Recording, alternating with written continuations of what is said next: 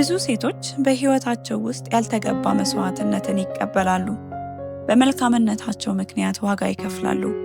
ዛሬ በዚህ ቪዲዮ የምንነጋገረው ስለ መልካም ሴቶች ነው። ስለ እነዛ በመልካምነታቸው ፋንታ ክፋትንና በደልን ስለተቀበሉ፣ ወርቅ ላበደረ ጠጠር እንዲሉ ለዋሉት በጎ ውለታ ስብራትና ጥልቅ ሐዘን ስለሚገጥማቸው። ብዙ ደግና መልካም ሴቶች የዓለምን አስከፊ ገጽታ አይረዱም። በዚህ ምክንያት በጎነታቸው እንደ ቂል ያስቆጥራቸዋል። ይህ እንዲሆን የሚያደርገው ደግሞ እነርሱ ራሳቸው የሚሰሯቸው ስህተቶች ናቸው።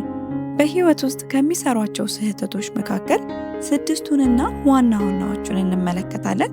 እስከ ቪዲዮ መጨረሻ አብራችሁን ቆዩ። አንደኛ፣ ሁሉንም ሰው እንደ ራስ አድርጎ ማየት። ደግ ሴቶች ሰዎችን ሁሉ እንደ ራሳቸው ቅንና መልካም አድርገው ያስባሉ። ልባቸውንና የቤታቸውን እቅድና ሚስጥር በየዋህነት ለሰዎች ያካፍላሉ። ለምሳሌ ገና ያልተጀመረን ቢዝነስ ወይም በትዳር ውስጥ ያለን ትንሽ ጭቅጭቅ ለጎረቤት ወይም ለጓደኛ ይናገራሉ። ያ ወሬ ተከሽኖና ተቀጥሎበት ነገ መልሶ ራስሽ ጋር ጦር ሆኖ ሊወጋሽ ይመጣል። ለሰዎች ድክመትሽንና ሚስጥርሽን በተናገርሽ ቁጥር እንዲቆጣጠሩሽ በር ትከፍቻለሽ። ይህም ለጠላትሽ አንቺን መልሶ ማጥቂያ መሳሪያ እንደማቀበል ነው። ሁሉም ሰው ጓደኛና ወዳጅ ይመስላል።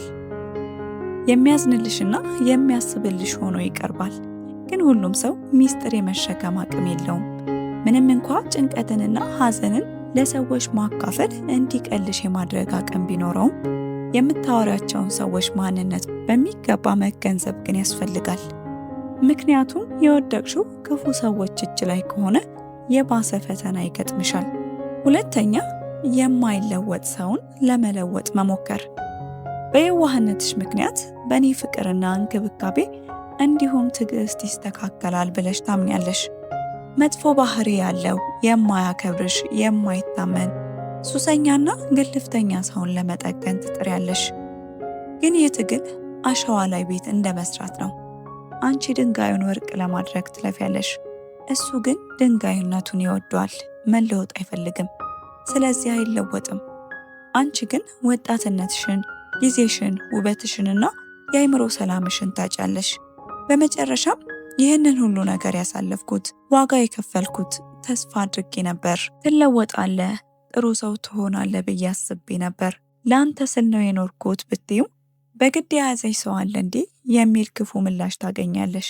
አስተውይ፣ የማይለወጥ ሰውን ለመለወጥ በመታገል ውዱን ጊዜሽን በከንቱ አታጥፊ። አቅምሽን አጨርሺ፣ ሰላምሽንም አትጪ። ሰውን የመቀየር ስልጣን የእግዚአብሔር እንጂ ያንቺ አይደለም። ሶስተኛ፣ አላስፈላጊ ወይም ከልክ ያለፈ መስዋዕትነት። ብዙ ሴቶች ለሌሎች እንደ ሻማ ይቀልጣሉ። የራሷን ህልም፣ የራሷን እረፍትና ፍላጎት መጨረሻ ላይ ታስቀምጣለች። ለምሳሌ አንዲት እናት ወይም ሚስት የቤተሰቧን ፍላጎት ለማርካት ስትል የራሷን የትምህርት ዕድል ወይም የጤና ምርመራ ትተዋለች።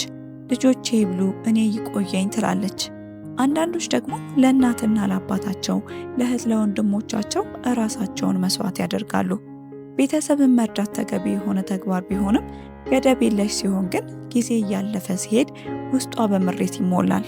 ቤተሰቦቿም የእሷን ድካም እንደ ግዴታ ማየት ይጀምራሉ። በህይወት ውስጥ መሰልቸትና ድካም የሚጠበቅ ነው። የኔስ ህይወት ብለሽ መጠየቅሽ አይቀርም። ከዚህ ሁሉ ድካም በኋላ በስተመጨረሻ ማን አድርግ ያለሽ የሚል ቃል ሲሰነዘርባት ዓለሟ ይፈርሳል። መልካም ነገርን አድርጊ፣ ነገር ግን በገደብና በአግባብ ይሁን። እኔ የለሁበትም የምትዩ ህይወት ውስጥ ጊዜሽን አታባክኚ። መጀመሪያ ራስሽን ጠብቂ፣ ለራስሽ መቆምን ተለማመጂ። አራተኛ፣ አይሆንም የማለት ፍርሃት። ሰዎችን ላለማስቀየም ስትይ የራስሽን ሰላም ትገብሪያለሽ። አይሆንም ካልኩኝ ይጠሉኛል፣ እምቢ ካልኩ ይንቁኛል ብለሽ ትሰጊያለሽ። ጓደኛሽ ገንዘብ አበድሪኝ ስትልሽ አንቺ የቤት ኪራይ መክፈያ እንኳ ባይኖርሽ የለኝም ለማለት ይከብድሻል። ተበድረሽ ታበድሪያለሽ፣ ወይም ደግሞ የማይመችሽን ፕሮግራም እሺ ብለሽ ትቀበያለሽ። ሰዎች የአንቺን ድንበር መርገጥ ይለምዳሉ። የአንቺ እሺ ዋጋ ያጣል። ሁሉም ሰው ሲጠቀምብሽ፣ አንቺ ግን በጭንቀት ትታመሚያለሽ። ለሁሉ እሺ ስትይ ለራስሽ አይሆንም እያልሽ እንደሆነ አስተውይ።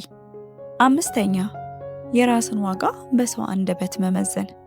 የአንቺ ማንነትና ደስታ የተመሰረተው በሰዎች አድናቆት ላይ ነው። ሰው ጎበዝ ካለሽ ትደሰቻለሽ።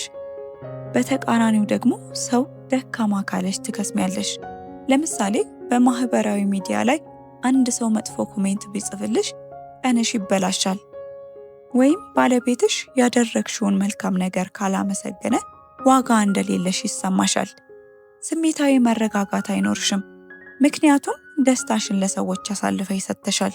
ሰዎች ደግሞ ሲፈልጉ ከፍ ሲፈልጉ ደግሞ ዝቅ ያደርጉሻል።